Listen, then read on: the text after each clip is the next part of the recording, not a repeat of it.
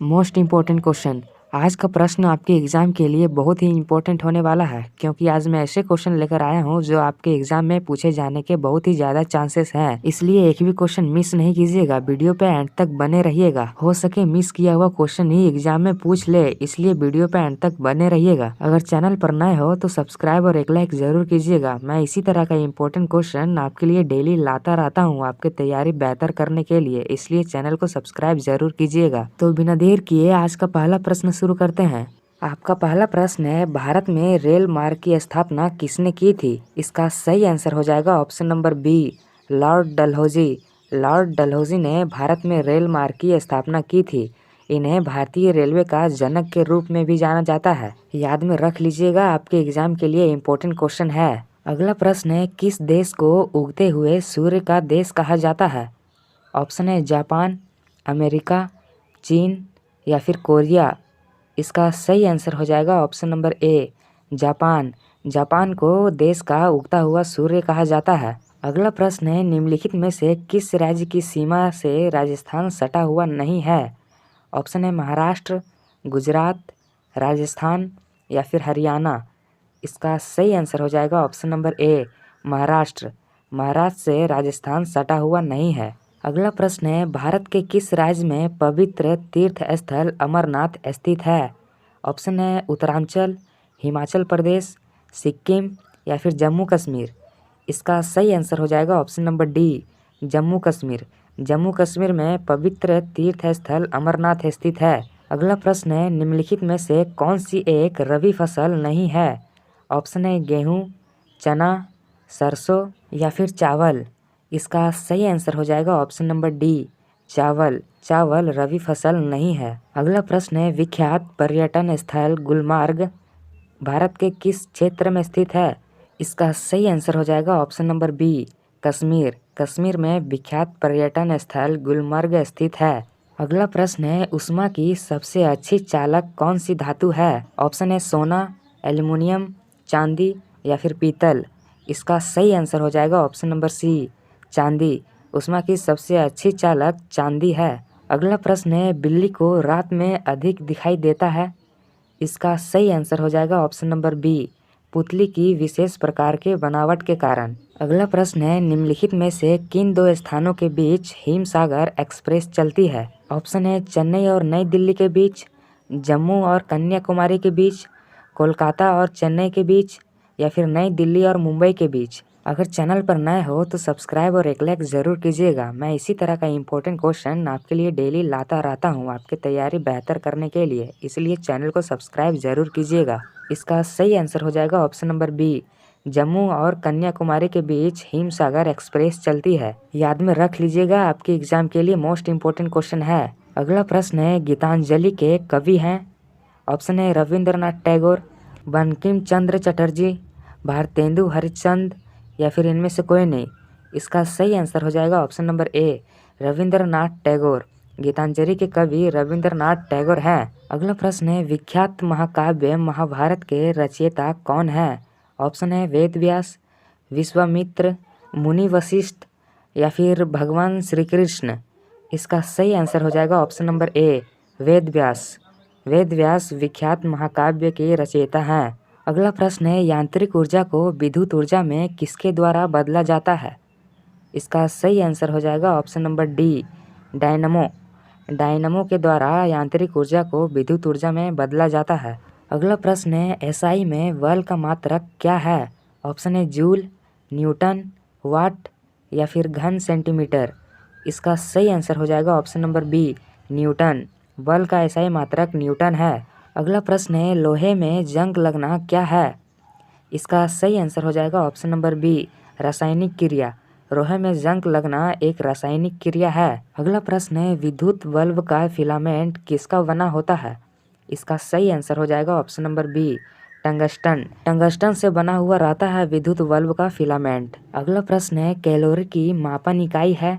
Option है ऊष्मा, ठोस, तरल या फिर ध्वनि। इसका सही आंसर हो जाएगा ऑप्शन नंबर ए, ऊष्मा। कैलोरी की मापन इकाई ऊष्मा है। अगला प्रश्न है, सूर्य उदय होते समय और डूबते समय लाल क्यों दिखाई देता है? ऑप्शन है विकिरण के कारण, जल वाष्प के कारण, धूल के कारण या फिर प्रकीर्णन के कारण? इसका सही आंसर हो जाएगा ऑप्शन नंबर डी, प्रकीर्णन के कारण। प्रकीर्णन के कारण सूर्य उदय के समय और डूबते के समय लाल दिखाई देता है। अगला प्रश्न है, हॉकी मैच में प्रत्येक टीम में कितने खिलाड़ी होते हैं?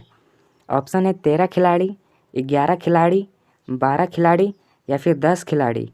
इसका सही आंसर हो जाएगा option number B, hockey match में प्रत्येक टीम में 11 खिलाड़ी होते हैं। अगला प्रश्न है, बांग्लादेश की मुद्रा है? ऑप्शन है रुपया, टका, दिनार या फिर डॉलर। इसका सही आंसर हो जाएगा ऑप्शन नंबर बी, टका। बांग्लादेश की मुद्रा टका है। हर एक क्वेश्चन आपके एग्जाम के लिए इम्पोर्टेंट है, इसलिए वीडियो पे अंत तक बने रहिएगा, एक भी क्वेश्चन मिस नहीं कीजिएगा। अगला प्रश्न है, नील नदी के किनारे कौन सी सभ्यता का विकास हुआ था? ऑप्शन है रोमन, यूनानी, सिंधु या फिर मिस्री सभ्यता। इसका सही आंसर हो जाएगा ऑप्शन नंबर डी, मिस्री सभ्यता का विकास हुआ था नील नदी के किनारे। अगला प्रश्न है, निम्नलिखित में से कौन से शहर में महात्मा बुद्ध ने ज्ञान प्राप्त किया था? ऑप्शन है कपिलवस्तु, बोधगया, मगध या फिर लुम्बिनी। इसका सही आंसर हो जाएगा option number B, Bodhgaya. Bodhgaya में महात्मा बुद्ध ने ज्ञान की प्राप्ति की थी। याद में रख लीजिएगा, आपके एग्जाम के लिए इम्पोर्टेंट हो सकते हैं। अगला प्रश्न है, प्रसिद्ध नाटक शकुंतला किसने लिखा था? ऑप्शन है भारतेंदु हरिश्चंद्र, महाकवि कालिदास, मुंशी प्रेमचंद या फिर गौरी शंकर। इसका सही आंसर हो जाएगा ऑप्शन नंबर बी, महाकवि कालिदास ने प्रसिद्ध नाटक शकुंतला लिखा था। अगला प्रश्न है, सिंधु सभ्यता का कौन सा स्थान भारत में स्थित है? ऑप्शन है लोथल, हड़प्पा, मोहनजोदड़ो या फिर इनमें से कोई नहीं। अगर चैनल पर नए हो तो सब्सक्राइब और एक लाइक ज़रूर कीजिएगा। मैं इसी तरह का इम्पोर्टेंट क्वेश्चन आपके लिए डेली लाता रहता हूँ, आपके तैयारी बेहतर करने के लिए, इसलिए हमारे चैनल को सब्सक्राइब जरूर कीजिएगा। इसका सही आंसर हो जाएगा ऑप्शन नंबर ए, लोथल। सिंधु सभ्यता का लोथल स्थान भारत में स्थित है। अगला प्रश्न है, पाकिस्तान और बांग्लादेश भारत के अंग कब तक थे? ऑप्शन है 1971 तक, 1947 तक, 1999 तक या फिर 1911 ईस्वी तक। इसका सही आंसर हो जाएगा ऑप्शन नंबर बी, 1947 तक पाकिस्तान और बांग्लादेश भारत के अंग थे। याद में रख लीजिएगा, आपके एग्जाम के लिए इम्पोर्टेंट क्वेश्चन है। 1947 ईस्वी तक पाकिस्तान और बांग्लादेश भारत के अंग थे। अगला प्रश्न है, निम्नलिखित में से कौन सी नदी प्रायद्वीपीय पठार उपांत से नहीं निकलती है? ऑप्शन है यमुना नदी, दामोदर नदी, चंबल नदी या फिर सोन नदी। इसका सही आंसर हो जाएगा ऑप्शन नंबर ए, यमुना नदी। यमुना नदी प्रायद्वीपीय पठार उपांत से नहीं निकलती है। अगला प्रश्न है, निम्नलिखित में से कौन सा शहर गंगा नदी के किनारे नहीं बसा है? ऑप्शन है कानपुर, पटना, बरौनी या फिर दिल्ली। इसका सही आंसर हो जाएगा option number D, Delhi. Delhi शहर गंगा नदी के किनारे नहीं बसा है। अगर आप दिल्ली के सीएम का नाम जानते हैं तो कमेंट करके ज़रूर बताइएगा। अगला प्रश्न है, निम्नलिखित में से कौन सा शहर अंगूरों की पैदावार के लिए प्रसिद्ध है?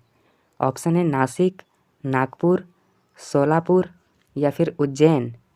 इसका सही आंसर हो जाएगा ऑप्शन नंबर ए, नासिक। नासिक अंगूरों के पैदावार के लिए प्रसिद्ध है। अगला प्रश्न है, श्रीलंका की मुद्रा क्या है? इसका सही आंसर हो जाएगा ऑप्शन नंबर ए, रुपया। रुपया श्रीलंका की मुद्रा है। अगला प्रश्न है, नींबू और संतरे में कौन सा विटामिन पाया जाता है? ऑप्शन है vitamin A, vitamin B, vitamin C या फिर विटामिन डी। इसका सही आंसर हो जाएगा option number C, vitamin C नींबू और संतरे में पाया जाता है। अगला प्रश्न है, संविधान की प्रारूप समिति के अध्यक्ष कौन थे? मोस्ट इम्पोर्टेंट क्वेश्चन है, इसे याद में ज़रूर रखिएगा। इसका सही आंसर हो जाएगा option number D, BR Ambedkar. अगला प्रश्न है, कर्नाटक संगीत का पितामह किसे कहा जाता है?